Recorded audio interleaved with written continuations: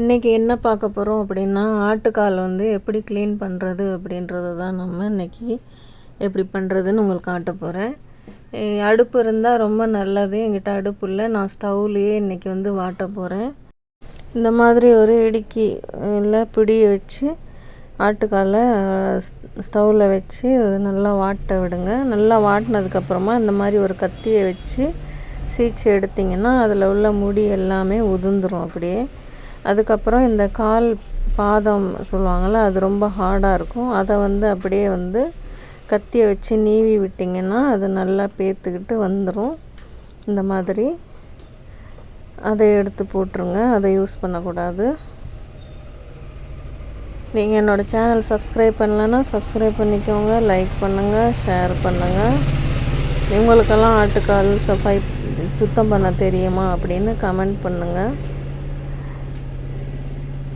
இப்போ அதுக்கு நடுவில் உள்ளது எல்லாமே கத்தியால் சீச்சு விடுங்க.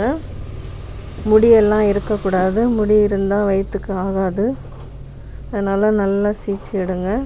அதே மாதிரி இந்த கால் மூட்டு அப்படின்னு சொல்லுவாங்கள்ல, அந்த இடத்துலையும் ரொம்ப ஹார்டான ஒரு இது இருக்கும்.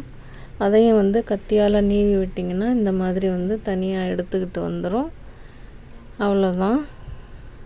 இவ்வளோ தான் க்ளீனிங் பண்ணுறது. இது க்ளீன் பண்ணதுக்கப்புறமா இதை நல்லா பீசஸாக வெட்டிக்கிட்டு கழுவி யூஸ் பண்ண வேண்டியதான். அவ்வளோதான். தேங்க்யூ.